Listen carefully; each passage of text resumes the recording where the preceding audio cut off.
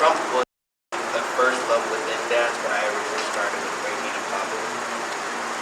A little bit of ballet in contemporary from high school and college, but I attended no schools I was at.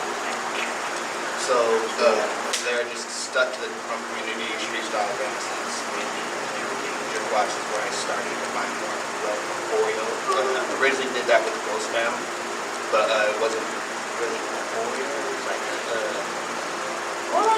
dances almost that we would always create, but it was always fun to do. But from there, choreo for me changed when I joined Jukebox, with them for a couple of years, and seeing that street styles was more my stream of things, so I stuck with that. Everything for me, it put me through a lot. From there, I this young man right here, I call him out by now, and say he's from Cape Town, so you can take that how y'all want it. Aside from that, he's a little bro, he's stuck beside me throughout all this motion, and he introduced me to these three languages and helped us to build this new home for it.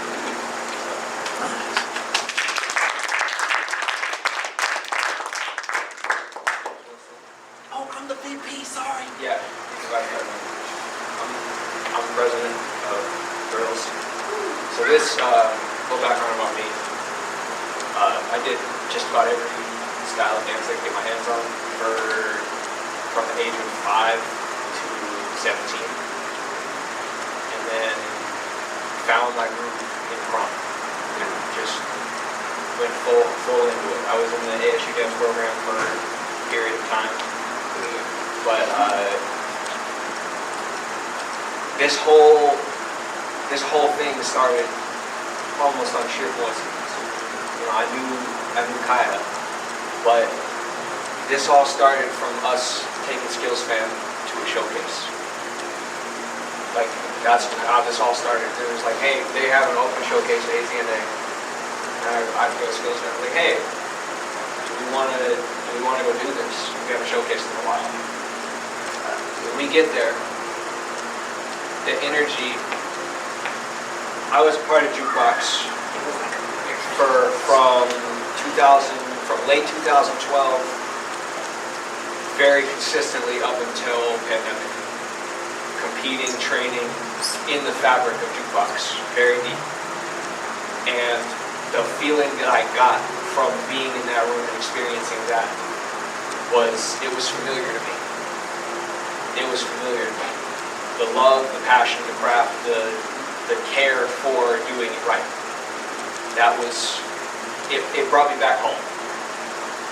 And when we talked to them after, you know, it initially just started as like, oh, we'll do prom on Mondays, we'll do session spa.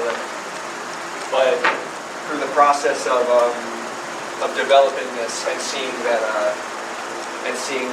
they had a spot and they had a place that they trained at, and that the owner of the studio was gonna stop running the studio and move into another location right at the same time as we were acquiring, and it was half of the price of everything that we looked at for 7 years up to this point with this idea. Like, all of it landed in place at once with all 5 of the people that we needed to make it happen, and every resource and so at every turn it was, you know, we had 1,000 opportunities to say, oh, we don't need to do this, so we probably shouldn't actually do it. We had 1,000 opportunities to say that. And every single time we hit that turn, we got exactly the answer we needed. We were like, oh, we need this to happen to do this. Oh, it happened. Okay, let's do it. Oh, we need this. Okay, good. And now we're here. And, you know, like I said before at the top of this, you know, we don't know how to comprehend this yet. But what I will say is, you know, between the work that they did with AZNA, the work over a decade that I did with Jukebox, the work over a decade he did with Ghost Fan with Jukebox, you know, we've really seen the blueprint up close. We've seen a lot of different versions of the blueprint in our own community. And, you know, it's up to us to determine what this is going to be. We have to set the standard for that. We have to set the example for that. We have to figure that out. But, you know, everybody in this room is involved in that too. because, you know, take jukebox, right? Jukebox is the sum of its parts. From day one, jukebox was always greater than the sum of its parts because it was about getting all the people in the same room. You know, you could look at this person individually and this person individually, get all the people in the same room, and the motivation in the room is the same. The attention to detail in the room is the same. The love for craft in the room is the same. So the room becomes greater than some of its parts. The only way for this place to become what we actually think it can be is for everybody to be on the same page of what this can be. You know, like,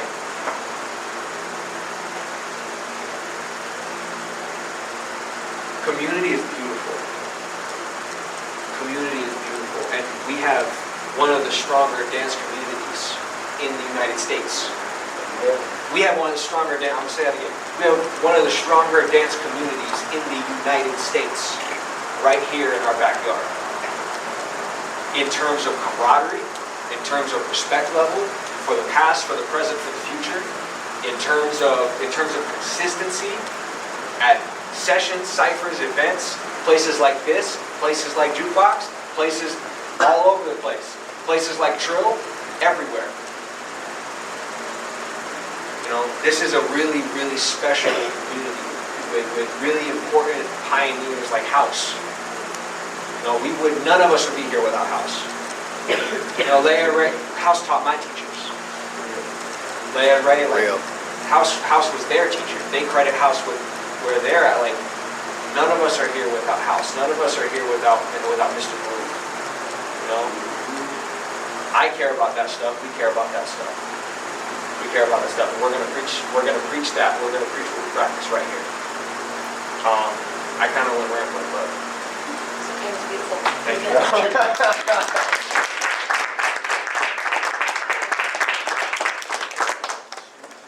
Yeah, you Q&A. Any questions? Yes. Questions. Where'd you come up with the name? I've been wanting to I know. can tell a story. It's really not that interesting. Literally, it's just because y'all are skills. Right. We are 3Z.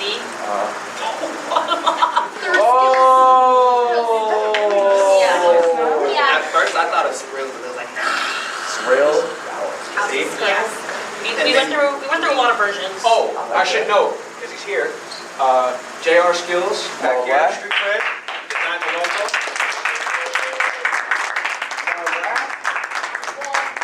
And Ray Ray and Fro from the Jukebox painted that. Oh, for real? I did.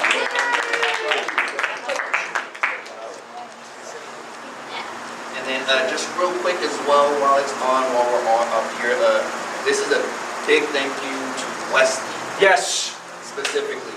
He's been a great heavy mover for the community recently for the past few months.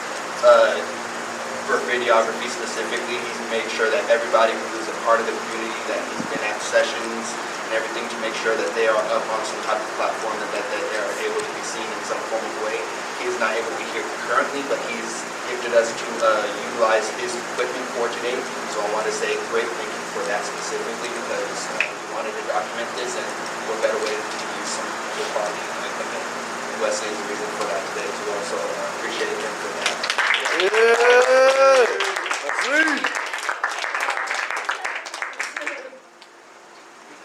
other questions? Give you anything? Yeah, we could. It could be about favorite food. Ooh. Yeah. He'll It's answer in any the question. I'll show you. Yeah, go ahead. I was gonna say, what's your favorite food? Peanut butter. Okay. All right. You should already know this. All right, no more question for Nick. I honestly was gonna say something, but I don't even remember what it was. But one thing about Thrills is that it really is kind of like our passion project, and we really do serve the community. So when Winston was talking about how we function as a nonprofit, I don't know if any of us have ever started a nonprofit, but it is really, really difficult. And the state of Arizona makes it very, very difficult on purpose. So one of the things that we have to do is we have to collect a lot of data about like what need are we fulfilling in the community? Is there even a need in the community? Because essentially it's the government's money. So they are wondering why are we purposeful? Why do we exist? Why do we need to exist? So going forward, a lot of what's going to help Thrills feed back into our community is attendance, and it's getting the word out. And we are not only a dance studio that's gonna hold classes every weekday from 6 to 9, but we are also an event space. So we already have someone is literally hosting an event next weekend here, a dance event here. So our rates, I think, are up. If they're not, they will be. But essentially, it's 25 for the first hour and then 15 for every hour after that.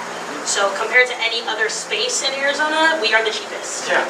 We are also we have a pretty big amount of room as well. So NC Room Tempe, most of us know, did close down recently. Yes. Yeah. So the only Z room that's left is the one all the way in frickin' Mesa Gilbert. It's like Mesa Gilbert, but it's like deep into Gilbert. So as all of us are in some way, shape, or form connected to the dance community, spreading the word is going to be so vital. They bring the dance community. Obviously, 3Z, we are new, we are fresh faces in the AZ dance community, but we bring our own community that we've created at ASU. So students, this is obviously open, it's very, very close to school, obviously. So anything that you need, our community is here, especially for all of you who are here today. We will take care of you, no matter what. We will take care of you. So if you have, we've done photo shoots in here, we've done dinners in here, we'll do fundraisers here too. So literally anything, this is your space. So please support us, support the community. Shit, bow, shit, wrong. Shit, bow, shit, wrong. Street, shit, fuck, get wrong. I'm with the fuck, get walk too wrong.